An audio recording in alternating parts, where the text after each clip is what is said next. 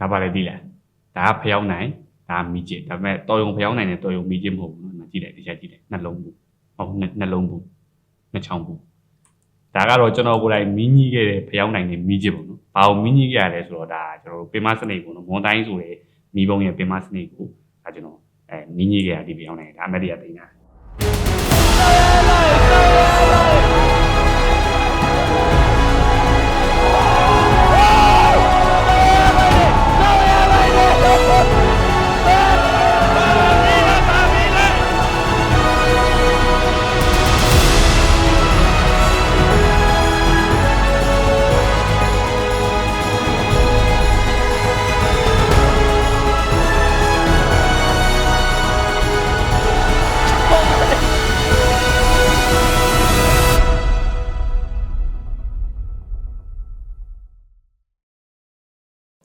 ဒီနေ့ဗီဒီယိုကတော့ဒါကျွန်တော်တို့ရဲ့မီးပုံးပြန်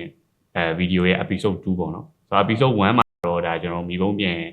ပွဲဖွင့်ပွဲနေ့အခမ်းအနားအကြောင်းကိုကျွန်တော်တို့တင်ဆက်ပူပါပြီဆိုတော့အဲ့ဗီဒီယိုမှာကျွန်တော်ပြောတဲ့အတိုင်းပဲဒါနောက်တဲ့ဗီဒီယိုတစ်ခုပေါ့နော်ဒီဗီဒီယိုမှာတော့ဒါမီးပုံးပြန်အပွဲတစ်ပွဲမီးပုံးပြန်လွှတ်တော့မယ်ဆိုလို့ရှိရင်ဘာတွေလုပ်ကြလဲဘယ်လိုလုပ်ကြလဲဘယ်လိုမျိုးအခြေအနေတွေရှိကြလဲဆိုတာကိုကျွန်တော်အနေချင်းရှင်းပြပေးတော့မှာဖြစ်ပါတယ်ဆိုတော့ဒါကျွန်တော်တို့မွန်တိုင်းအဖွဲ့ပေါ့နော်ဒီအဖွဲ့ကတော့နည်းနည်းထူးခြားတယ်သူကတော့အမျိုးသမီးတွေကြီးပဲလောက်တာပေါ့နော်ဆိုတော့ဒါရန်နေထည့်ပြီးတော့မီရှူလုပ်နေရပေါ့အရင်ဦးဆုံးကြိုလုပ်တာကတော့ရန်မဟုတ်ဘူးဒီစက်ကူတို့ဝါးတို့ဒီအခွေတို့အဲ့ဒါတွေအရင်ဦးဆုံးလုပ်တာရန်ကကြတော့အန်နီယန်များတော့သူကဒီပုံပြန်ပွဲနီးမှလုပ်တာပေါ့နော်ဒါဆိုပြီးပြီလားပြီးပြီဘာလို့ရလဲဆက်တာထည့်ရမယ်ထည့်ရမယ်ပတ်ရပတ်လိုက်ပြီโอเคဒါဆိုမီရှူပေါ့ဒါဆိုတော့ကိုကျန်းရဲ့အထူးဆိုရှင်ဒီရှူဒီကောင်အခုရှိုးရန်ထွက်တယ်ပေါ့မီးဆန်းတာကြည့်တိုင်းပဲနော်โอเคဒီတော့ဆန်းမယ်လား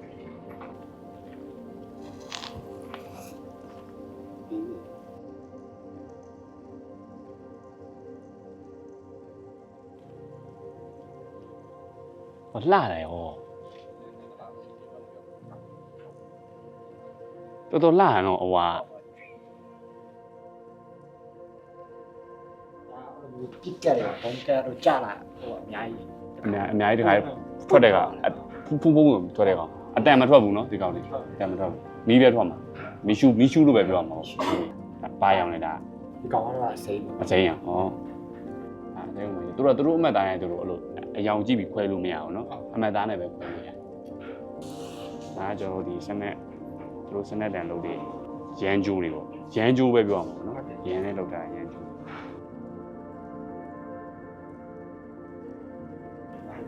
ဟမ်ဟိုက်တဲ့ဒီကဘာမှနေပြမှာ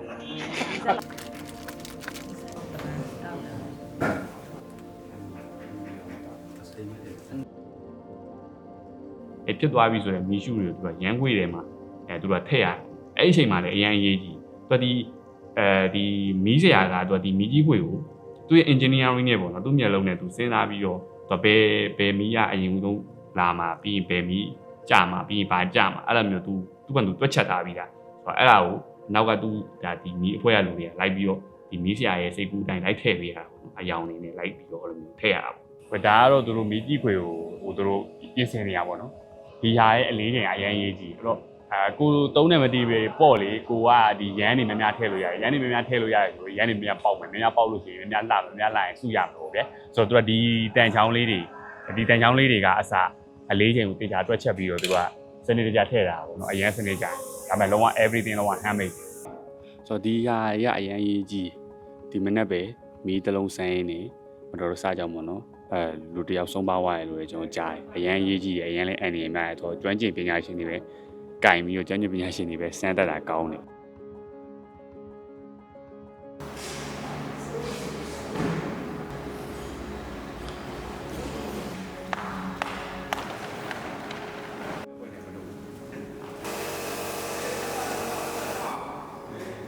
ကျွန်တော်မွန်တိုင်းပေါ့နော်မွန်တိုင်းရဲ့ဒါအောက်ခြေ base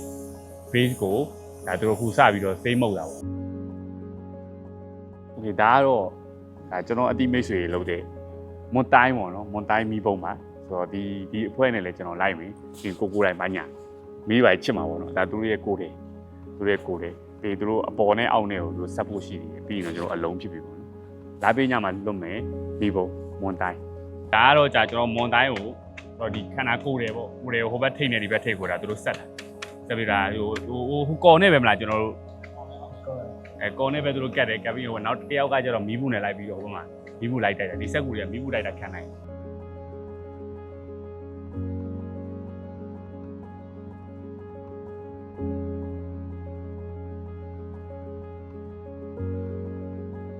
ဝန်တိုင်းဖြစ်ပါတယ်သူတို့ကဒါကျွန်တော်မီးပုံးမြန်ကိုလုံးမှုပါကြီးအပေါက်တွေပါကြီးရှိမရှိဘူးပေါ့နော်မီးပုံးမြန်ကိစ္စဟိုအကုန်ပြီးသွားပြီဆိုသူတို့အပေါက်တွေအပြဲတွေ safety ပေါ့တခြားပေါ့နော်ဆေးတွေပါအကုန်လုံး final check တဲ့ပုံစံမျိုးပေါ့နော်ဆွဲထားတဲ့ဆေးတွေစင်ပြေလာတော့အပေါက်တွေပါရှိလားပါလားညာလား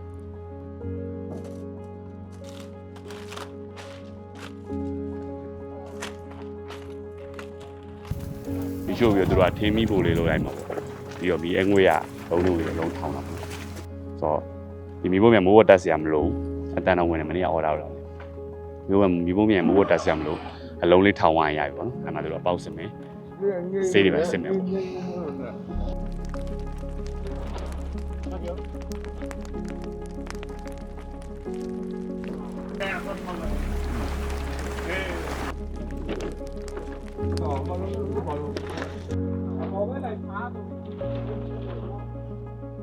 လေးရအရင်တိုက်နေအခုအပေါက်တွေကလည်းအခုတွေ့နေတော့မှာပေါ့ကျွန်တော်တို့ဝိဒါကြည့်ပြီပေါ့တော့တပေါက်ချလိုက်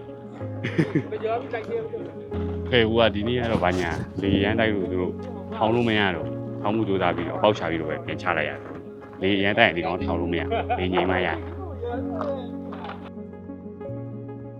ဆိုတော့အဲ့တော့ဒီဘုံမြန်ထောင်မှုသွားလို့ရှိရင်ဒီဘုံမြန်လွတ်တဲ့နေရောက်ပြီဘုံမြန်လွတ်တဲ့နေရောက်ပြီဆိုလို့ရှိရင်တော့ဒါဒီဘုံမြန်အဖွဲ့တစ်ဖွဲ့ project တစ်ခုစပြီပေါ့နော်အရင်ဆုံးကျွန်တော်တို့ကတော့9နာရီလောက်စုတယ်ညနေ9နာရီလောက်စုတယ်စုပြီးတော့ဒီမှာဖြောပေးအစီအစဉ်တွေပါတယ်ပေါ့ဗျာအမှကားကြခုံကြပြောကြပါကြ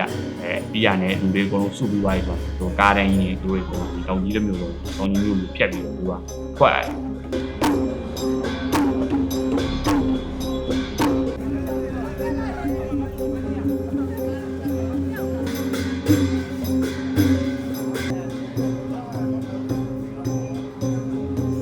မီးရလာပေါ့နော်ပြီးတော့ကျွတ် entertainment တွေလည်းအစီအစဉ်တွေလည်းကောင်းတယ် Okay သူရဲ့အင်ကြီးလည်းမိုက်တယ်နော်သူ့အင်ကြီးလည်းမိုက်တယ်အဲ့လေ Okay ဒီနေ့မှာဘာစီစဉ်နေပါလဲဒီနေ့မှာကကျွန်တော်တို့ဟိုတပြိုင်နဲ့မတူတဲ့ထူထားတဲ့အကားဖွဲ့တွေပါတယ်ခေါ်လာတယ်ပြီးတော့ရှမ်းနဲ့အနေနဲ့ဝင်လာနေတော့ရှမ်းတွေကိုပူစားပြီးတော့အဲ့လိုမျိုးကောင်းကောင်းလေးဒီချာလေးအကားဖွဲ့နဲ့ဒီချာလေးစီစဉ်လာပါတယ် ဟုတ်ကဲ့ကျွန်တော်ဟိုဟာလည်းတွေ့လေမိကြီးခွေအိမ်ကြီးလည်းတွေ့တယ်လေအဲ့ဒါနဲ့ပတ်သက်ပြီးနည်းနည်းပြောပြအောင်မိကြီးခွေအိမ်ကကျွန်တော်သိချာစေစာကြီး share လုပ်လာတာအဲ့တော့ဒီမှာ live လုပ်ပေးပါမှာမီးတွေဆင်ပြီးတော့မိကြီးခွေကြီးတော့ကျွန်တော် slide တိုင်းနဲ့ဆက်ထုတ်ပါကျွန်တော်တို့အဲ့ရင်တန်းကြီးပေါ့နော်ဒီလူတန်းရင်တန်းကြီးကိုကျွန်တော်အစကနေအဆုံးလျှောက်ကြည့်ရလုံးဝမဆုံးကျွန်တော်လမ်းတော့မှလည်းမရတော့ဆက်မလျှောက်နိုင်တော့ဒီလမ်းဒီလူတန်းကြီးကဘယ်လောက်ရှိလို့ဆိုလို့ရှိရင်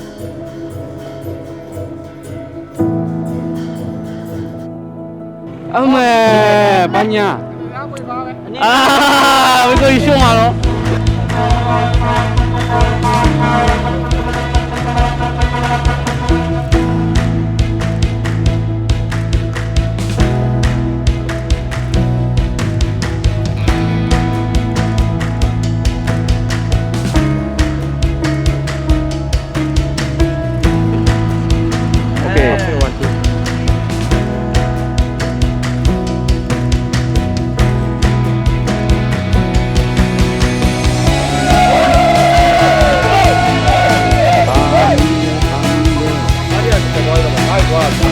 ဘာလို့မွန်တိုင်းနဲ့လိုက်တာလဲမတိုင်းချလို့မရအောင်သူပါပဲဖေးသူကတော့ကျွန်တော်ဖျားပြူအဆက်လို့ရောက်ပြီပေါ့နော်တမျိုးလုံးကတော့မိဘုံမြန်ကားတွေရောမိဘုံမြန်ပွဲကိုလာလေသူတွေရဲ့ကားတွေရောပြည့်နေရပါတော့ဒီဒစ်ကိုကားကမီးစာကားပေါ့ဗျာဒါမွန်တိုင်းရဲ့မီးစာကားကြည့်အောင်တခြားမီးစာတွေနဲ့မတူဘူးတခြားမီးစာတွေနဲ့မတူဘူးနေတော့ရှိုးလိုက်ကြာပန်းနဲ့အောက်မှာစလိုက်တွေပါနေမတို့ကစလိုက်ဒါမီးစာကိုသူထိုးပေးတာလားမိုးရွာလို့ဒါကြတော့အခုသူတို့ plastic ဘာညာနဲ့သူတို့ကာတာပေါ့ဗျ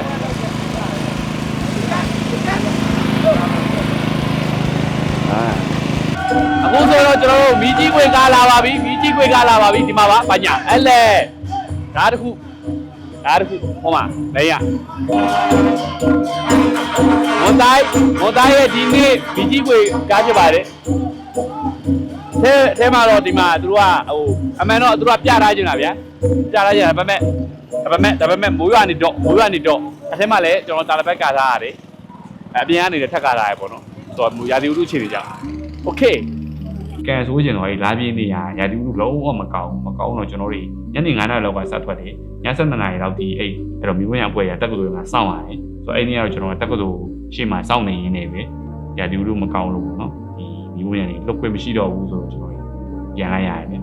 အဲ့ဒီကလို့ဘာမှတော့မစားရအောင်ဗျကျွန်တော်ဒါပေမဲ့ကန်ကောင်းကျင်တော့အဲ့ဒီမိခွင့်ရပွဲတွေကတယောက်ရဲ့အိမ်မှာအဲကျွန်တော်တို့ညစာကျွေးရဗျသူတို့ရှိရလေးတွေပေါ့အဲ့မှာဟင်းထုပ်လေးရှိရလေးကြောဟင်းထုပ်လေးပါလေးကိုကျွေးလို့အဲ့ဒီညလာရပါစားလိုက်ရဒါပေမဲ့နောက်2ရက်ကြာမှကျွန်တော်တို့အဲ့မွန်တိုင်းမျိုးပြန်လှုပ်ရတယ်အားကြောင့်ဒီဗီဒီယိုမှာတော့မိုးချုပ်ကနေမိုးလင်းသွားရင်ဘာလို့လဲဆိုတော့အဓိကတော့ကျွန်တော်က2ရက်ကြာသွားပြီးတော့မှလှုပ်ရတယ်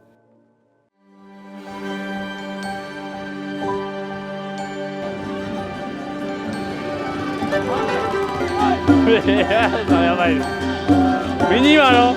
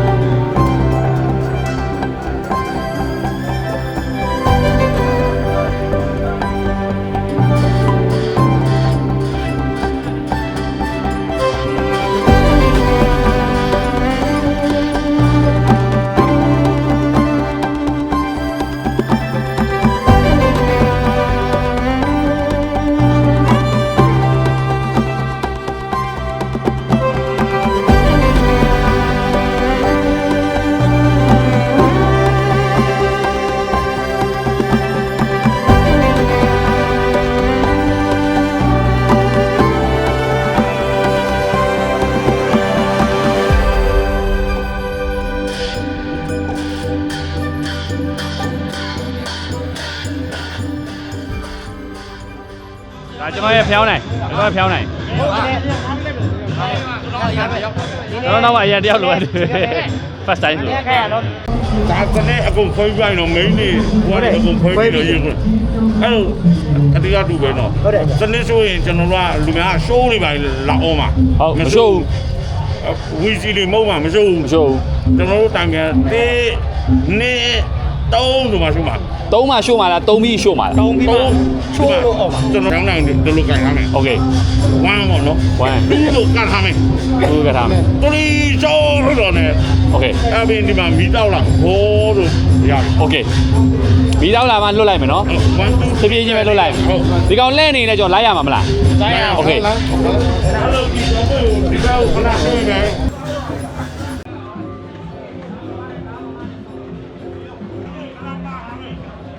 哦。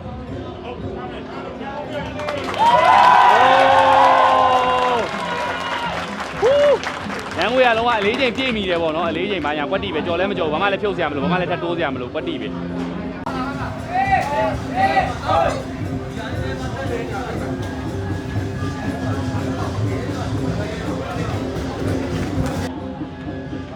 အခုကတော့ဒါကျွန်တော်တို့ဒီမီကြီးခွေပေါ်မြူတွေနင်းနေရေတွေဒါမှမဟုတ်တခြားသောမလိုလားအဲ့တခြားမီးကရှူတိုင်းတွေဘာညာဒီမီကြီးခွေကိုအနေနဲ့ဖြစ်စေနိုင်တဲ့အရာတွေမှန်သမျှကိုကျွန်တော်ကာဝယ်ဖို့အတွက်ပေါ့နော်အကုန်လုံးကတော့ဒီလိုမျိုးမီကြီးခွေကိုပလတ်စတစ်နဲ့အဲ့လိုမျိုးဘာညာအဲ့လိုကာထားရတယ်အဲ့မှာတို့အခုလိုအပ်တာတွေလုပ်ပြီးဒီမှာမီးစရာတွေဘာညာစီစဉ်ပြီးဘာညာကျွန်တော်လည်းဘာလို့နေတော့အကုန်လုံးတော့မသိဘူးဒီဘက်မှာဖြော်ပေးစီစဉ်လူငယ်တွေကဒီလိုမျိုးဘာညာဖြော်ပေးစီစဉ်လုပ်ကြဒီဘက်မှာဟိုဘက်မှာမီကြီးခွေကဒီကြီးကဒီဘက်မှာသူက stand by အနေထားနဲ့သူတို့ကစောင့်မယ်ဟိုဘက်ကကောင်မှိုင်းဝါပြီးဆိုတော့ဒီကောင်ဝင်မှာဟိုဘက်ကကောင်ကဒီဘက်မှာလာကြည့်လိုက်ဒါကျွန်တော်မီးပုံးပြန်သူတို့ကဒီလိုခောက်ပြီးတော့ဒီလိုထက်တာအဲ့ဒီဂွင်းလေးတွေကဒီဟိုမီးကြီးခွေနဲ့ချိတ်ဒါမျိုးကျိုးရတာမျိုးကျိုးတယ်ဒီကနေပြီးတော့မီးကြီးခွေနဲ့ချိတ်โอเคဆိုတော့ဒီကောင်ကြီးနဲ့သူတို့ကအရင်ဦးဆုံးဝင်ပြီးတော့ မီးပုံးမြောင်ထောင်ပလိုက်မှာနော်မီးပုံးမြောင်ထောင်လိုက်မှာ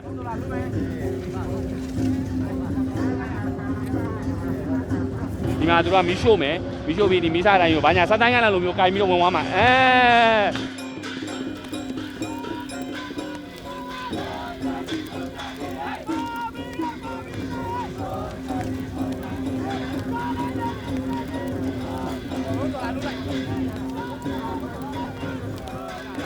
ဒီဆော့ထိုးတာပြီးသွားပြီဆိုရင်ဒီကောင်ဒါမီးစားဝင်မှာဒီကောင်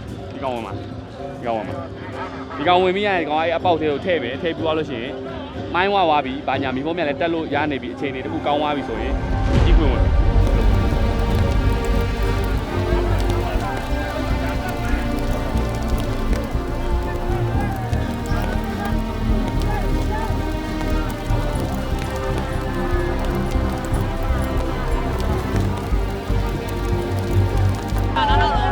โอเค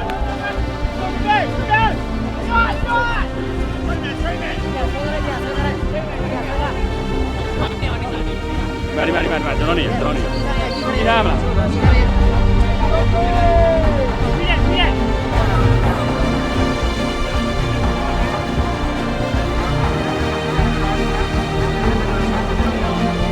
ျွန်တော်လည်းအိပ်ဘက်ချမ်းမနေလို့ရတာကျွန်တော်အိပ်ဘက်မှနေလိုက် ready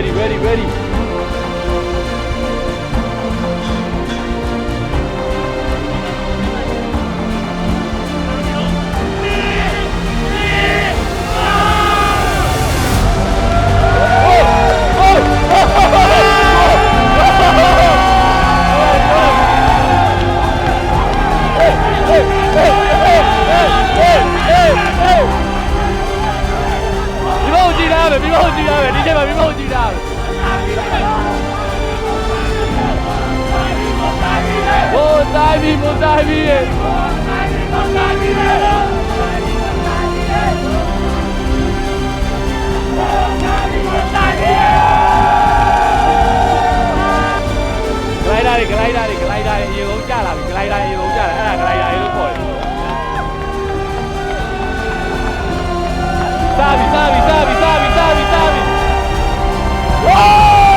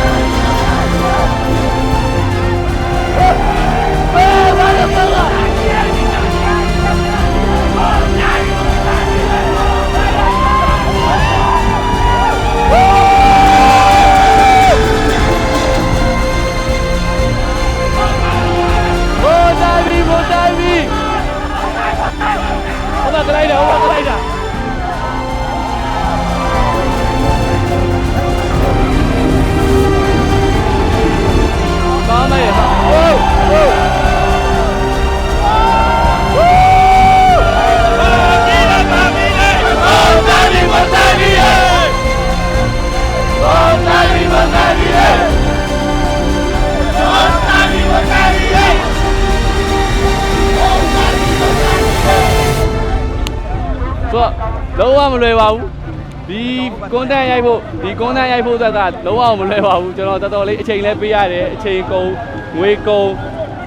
everything ပေါ့နော်ပြီးတော့တောင်ကြီးသားတွေကသူတို့မီးပုံးမြန်တဲ့ပတ်သက်အရန် serious ဖြစ်တယ်ဗျာမီးပုံးမြန်နားနဲ့ရန်ဝင်တာကိုကက်ခွင့်ကိုသူတို့မပေးတာအဲ့လိုမျိုးအခြေအနေရှိနေတဲ့နေရာနဲ့ပေါ့နော်ကျွန်တော်ဒီလိုမျိုးပင်မစနစ်ကိုမီးရှို့ဖို့အခွင့်အရေးပေးတဲ့တောင်ကြီးသားတွေရောမွန်တိုင်းအဖွဲ့ကိုကျေးဇူးတင်ပါတယ်အဲ့တော့မွန်တိုင်းဖြစ်ပါတယ်ဟာဟာဟာ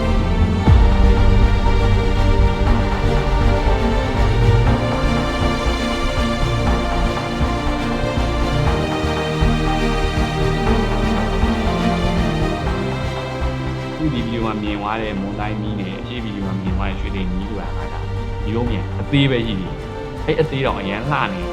တကယ်ဆောင်ရင်းကျန်းတဲ့မီးကုန်းရှိပြီးပိတ်တာ40မီးကုန်းရှိပါတယ် အဲ့မီးပုံးတွေကိုလည်းကျွန်တော်ရိုက်ထားတယ်အဲ့မီးပုံးတွေရဲ့အလှကိုတော့နောက်ဗီဒီယိုမှာမြင်ရကျေးဇူးများတင်ပါတယ်โอเคနော်